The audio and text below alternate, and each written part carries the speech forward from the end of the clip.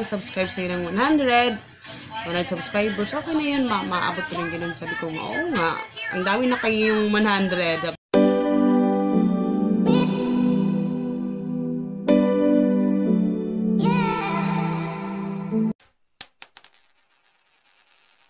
Kasi maaga akong nagising kaninang umaga, mga 2 AM. Hindi ko alam bakit ako nagising.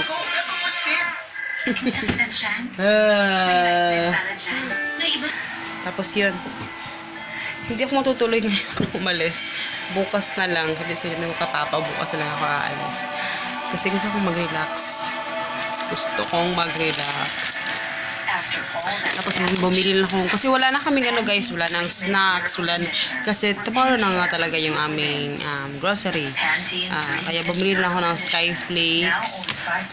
Tapos yun, si Hagrid meron pa naman siyang snacks doon. Meron pa siyang Yakult. Meron pa siyang mga pwedeng inimit at kainin. So yun. So, yun na, pag 3 PM, magkakape na ako. Yun naman talaga yung aking bisyo. So yun, alam nyo pag dito ako talaga naka-part, parang niya, cloudy na parang hindi ko malaman yung niya. Pero yun, update lang naman ako. Wala akong sasabihin guys. Minsan, alam nyo bang, pag hindi ako nag-vlog, pag nakaupo lang ako, ang dami kong gusto sabihin, pero pag nakaharap na ako sa camera, nakakalimutan ko lahat.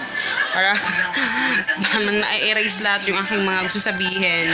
Hindi siya nakakainis din. So, yun. Tapos, abangan nyo guys, magpapag-giveaway ako. Hindi lang ako sure kung basta sasabihin ko lang sa inyo.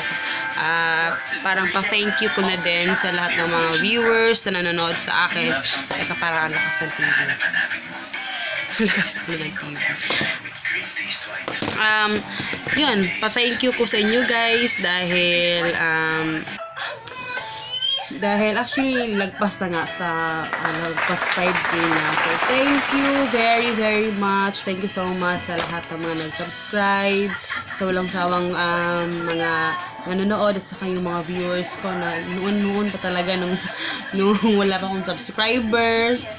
Ganon, yung mga viewer ko noon, sana ay mag-comment kayo sa baba guys kung sino man kayo. Pero may mga pa ako na mga noon pa talaga ng mga viewer na hanggang ngayon ay nandito pa rin sila. Thank you so much. Hindi ko inakala talaga na aabot ako ng 5K. Super. Hindi ko talaga inakala talaga. At saka kung tutusin nga yung maliit mga yung viewer ko, hindi ko nga inisip noon na maraming manonood kasi though yung subscriber ko is 100, pero some of my videos naman is actually ngayon nga yung video ko pa ako, diba, 1 year and magto 2 years pa naman ako sa YouTube, pero yung video talaga na yun parang 300,000 ata yung views na yun. Pero na yun, mga 1 year na ata, mga 1 year na yun. Pero alam yun, hindi talaga nagbe-base naman talaga sa subscribers, sa gano'ng kadami. Pero alam yun, masarap sa feeling na maaabot mo yung ganong number, diba? Parang hindi ko lang talaga inakala kasi sabi nung ni Papa talaga, okay na yun pag sa isang taon may mag-subscribe sa'yo ng 100 subscribers, okay na yun, maabot ko rin ganun. Sabi ko, oo nga, ang dami na kayo yung 100. Sabi ko, pag nakaharap ka sa yung tablado, iisipin mo 100 na tao, ang dami noon. So yung ganun yung iniisip ko noon.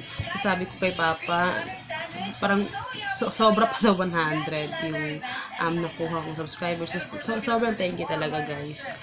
So ayun, though yung aking mga bina-vlog is hindi talaga consistent na yung mga budgeting, but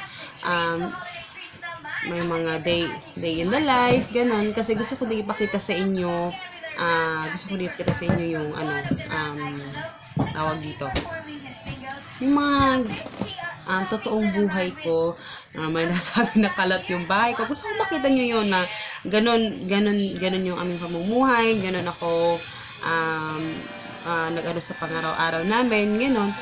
So, para makita nyo talaga yung ano. Kasi, ako din kasi, gusto ko din makakita ng mga ganong mga YouTuber na ipinapakita yung talagang realidad ng buhay nila. So, yun. Kasi yun naman din kasi yung hinahanap ko noon. Ng mga YouTube channel. Ganun yung mga hinahanap ko.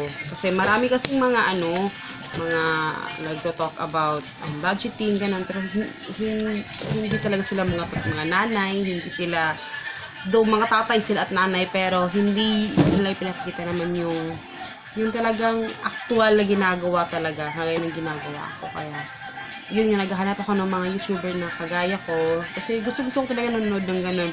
Pag nakakita na ako ng groceries, ganun, may nagko-haul ng groceries, or,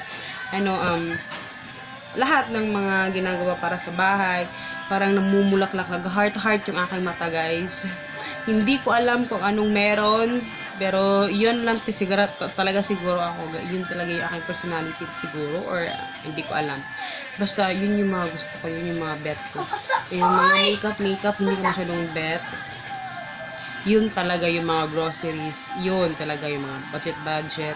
Yun yung mga gusto ko. So, yun. Siguro dahil taong bahay talaga ako, parang, yun. So, hindi ako mahilig sa makeup talaga, guys. Pero ngayon parang gusto ko na rin bumili ng makeup kasi mga lipstick, gano'n. Yun lang yung mga binibili ko. Pero hindi ko alam yung mga sa mga foundations, gano'n. Hindi ko alam yun. Pero yun. So, yun. So, abangan nyo guys yung aking ipapa-giveaway. Abangan ninyo dahil yun. Sobrang pa-thank you ko yun sa inyo. Pero hindi ko sasabihin kung kailan. Basta ano ko lang siya pag okay na. Diba? So, yun. So, magkakape na ako ngayon, guys. Anong oras pa ba? Alam ko ng oras na. Kasi yung aming orasan, tignan nyo yung aming orasan, oh. Alas 12 pa rin. Parati na lang yun na nawiwik yung battery. Hindi ko alam kung bakit ganun. Kaya bibilin ko naman yung bagong battery. So, yun. Ay, nako. Tanan nyo yung aking kamay, guys. So, nagko-cutics na naman ako. Alam nyo, pag nakita mga cutics na to, nung dalaga pa ako, mahilig ako mag-cutics talaga. As in, iba-iba. Nung nag-ano na ako, may anak na ako, parang hindi ko na siya gusto. Ano na lang, pag feel ko lang talaga na gusto kong mag-pedicure, yun. Pero ako lang to, guys. Hindi ako mahilig magpa-pedicure. Parang sasayangan ako sa pera, parang hindi siya worth it na magbayad ng mahal. Isip na siguro kung wala talaga akong time na maglinis ng kuko or what, yun siguro manicure or pedicure ako. So yan. Tapos guys, yung aking ubo hindi pa rin siya nawawala, pero may ininom akong gamot, ilan na papalo.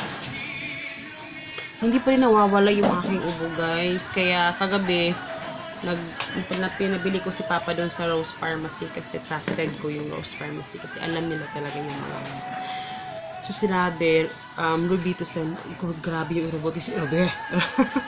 Robitussin. Talagang yung aking phlegm talagang madali ko na lang siyang excuse me sa mga kumakain, pero yun. So, pero 11 ata yung isa. So, twice a day pala yung iniinumin. Tapos, 3 days lang dapat. Hindi na pwedeng lumagpas na. Hindi ko alam kung bakit.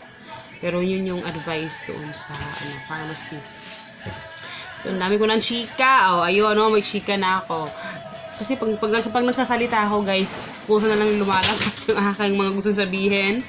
Kaya, yun. So, yun, guys. Magkakapilang muna ako, guys, ha?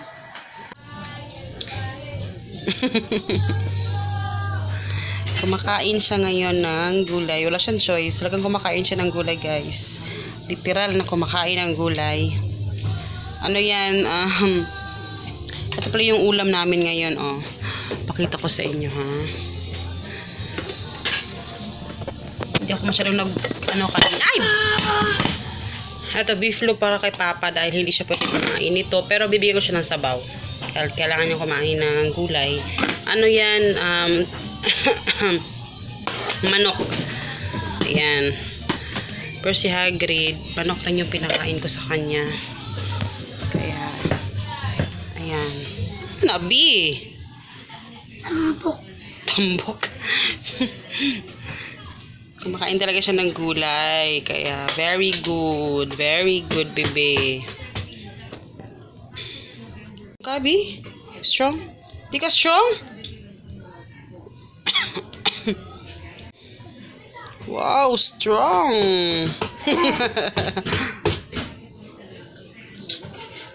Tapos ako, hindi na ako palait ha. Gagaling ko lang mag half bath dahil masyado nang mabaho.